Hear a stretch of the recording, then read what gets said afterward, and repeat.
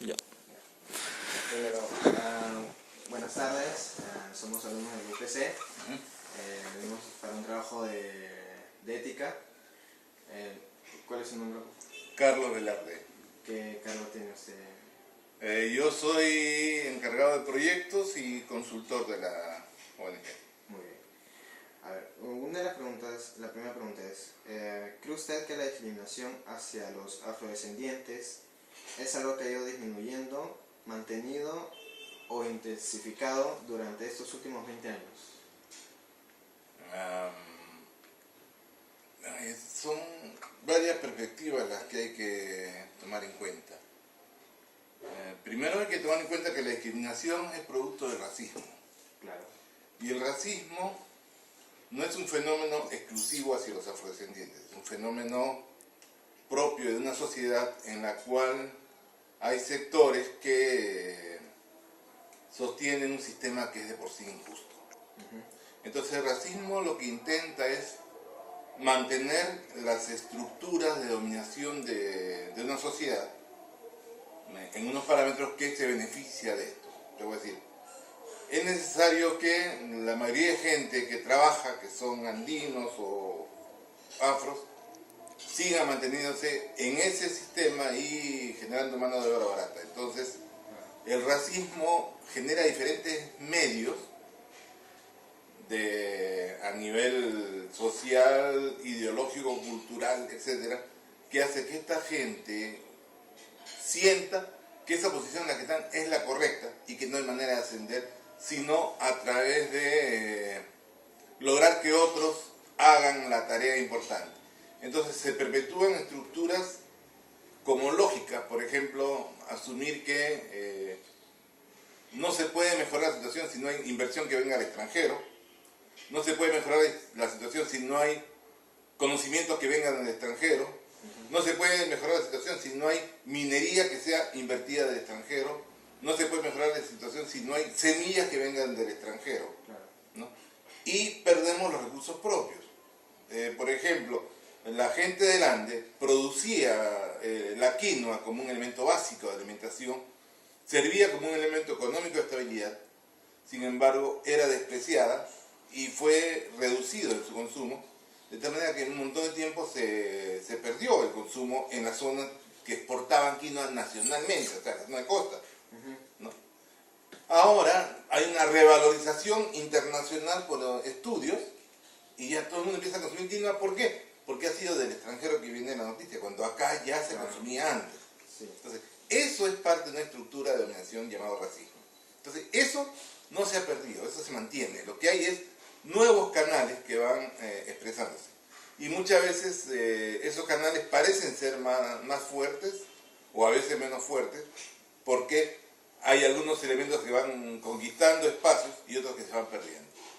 Si bien se conquista espacio, por ejemplo, en el hecho que el lenguaje actualmente no puede ser racista, normalmente una persona que exprese un lenguaje racista en medios va a ser criticado, pero las expresiones de discriminación en bromas, en aceptación en trabajo, en modelos, siguen manteniéndose. Claro, sí, ¿no? sí, O sea, entonces, eso es parte que se renuevan las formas. ¿Por qué? Porque en realidad lo que se mantiene es esa estructura de perpetuar el racismo. Entonces, eso se ha mantenido. Lo que hay son nuevas formas de ejercer el racismo. Entonces, creo que por ese lado. Y como te digo, no es solamente a los afros. Los afros es una parte de todo ese fenómeno racista que hay en el Perú. Claro, sí se logra ver exactamente, que aparte hay contra los andinos, son de lo que se ha dicho. Otra de las preguntas es, ¿yo qué debería hacer si creo que he sido víctima de un delito con tintes racistas? Ya, hay diversas formas de defenderse. La primera y la más inmediata es acudir a Indecopi, si es que el delito está contemplado en las leyes, que muchas veces está, porque hay una ley antidiscriminación. Entonces, cualquier elemento de discriminación va a ser, puede ser sancionado. Esa sanción inclusive es beneficiosa para el que denuncia, porque de la sanción puede entrar parte a la persona que delata. Por otro lado, también es necesario que si de Indecopi no responde como debiera, o aunque responda, también informar a la Defensoría del Pueblo, que tiene una unidad de discriminación y que va a permitir que haya información sobre estos delitos de discriminación, porque uno de los problemas más graves es que nadie quiere admitir que lo discrimina. ¿Por qué? Porque justamente está discriminado.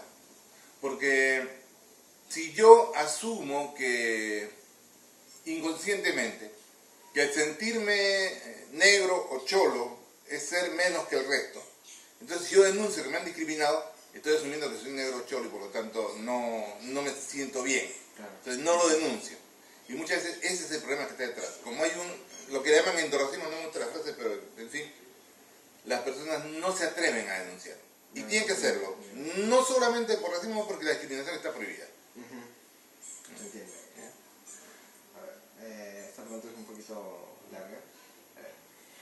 Según Arellano, la discriminación en el Perú es actualmente más socioeconómica que por fenotipo, o sea, racial.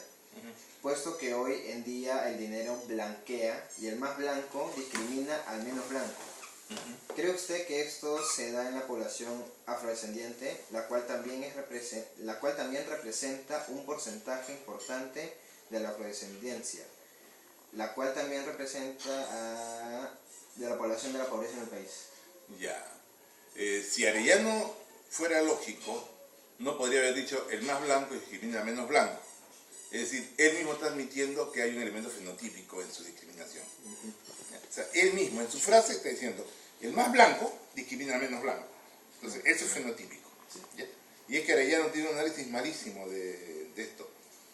En realidad, sí hay formas de movilización social que permite que personas de diferentes grupos étnicos accedan a puestos claves de éxito económico. Pero son elementos que dentro de una estructura social se mantienen dentro de una estructura de dominación. Es decir, igual que, digamos, el narco es una persona de éxito, pero no por eso deja de ser narco. Y en la sociedad está catalogada como narco y por lo tanto está fuera del ámbito, y un narco no debería y no le permitirían ascender a un puesto público normal, salvo que haya ya de la influencia. Entonces, lo mismo sucede con las personas que acceden a cierta posición social desde los conos o lo mismo desde los pocos afros que hay. O sea, sigue siendo el negro que llega a tener un buen puesto en la universidad o el cholo que llega a triunfar, el cholo power, pero sigue siendo cholo y sigue siendo la misma estructura. O sea, hay. Y él tiene el mismo elemento de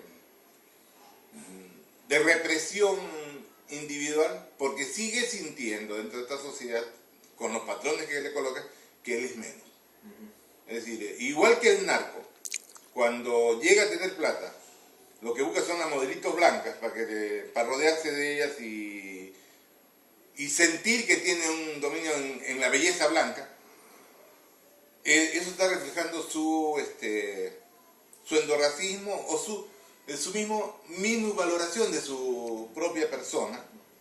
Eso mismo sucede con los ascensos que hay en diferentes estilos, ¿no? O sea, también ascienden, pero ascienden con una ideología que intenta imitar la vida de los modelos, pero no llegan a ser lo mismo.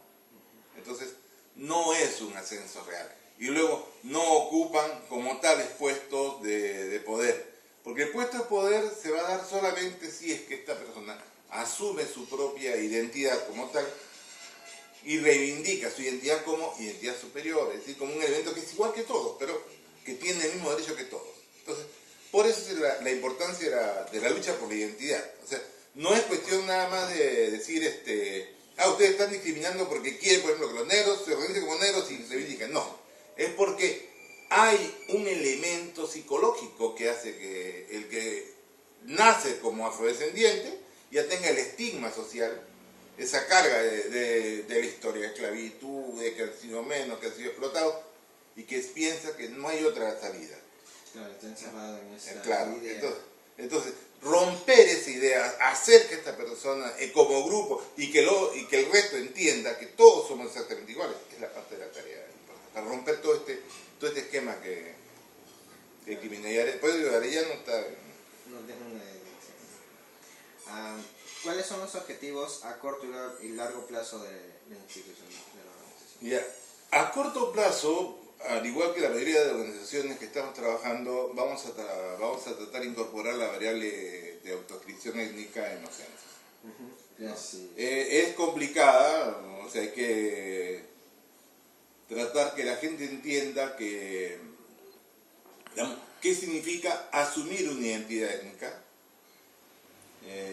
con toda esta carga psicológica que hay, ¿no? Diga, esto a nivel de los diferentes grupos, lo mismo como a corto plazo en lo que es estamos trabajando más fuerte en la infancia y la preinfancia, en trabajos con niños hasta adolescentes, ¿no?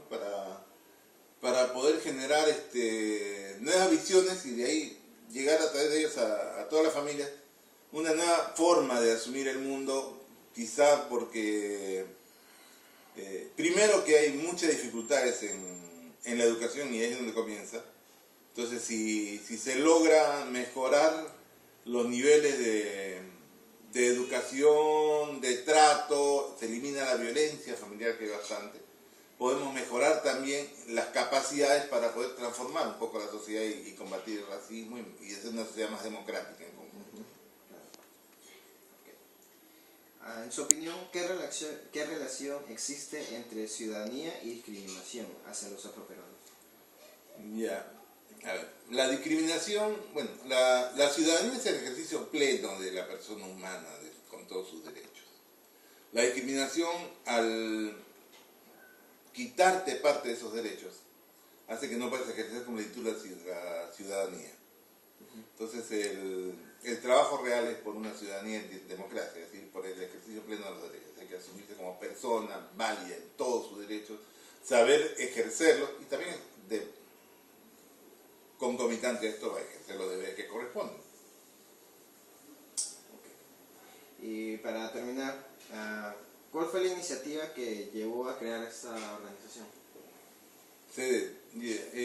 A ver, bueno, yo estuve ya cuando comenzó, pero CD proviene de militantes del Movimiento Negro Francisco Congo. El Movimiento Negro era un movimiento, justamente como su nombre indica, de afrodescendientes peruanos que trató de organizarse para luchar contra la discriminación, para proponer una nueva forma de trabajo aglutinando a la mayoría de personas afrodescendientes en el Perú.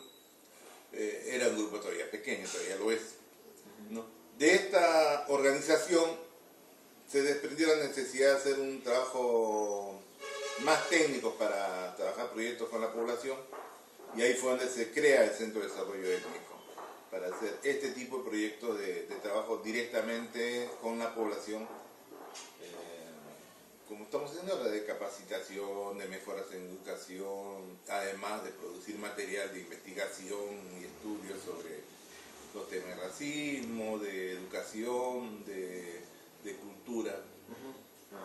Sí. Bueno, muchas gracias por tu tiempo.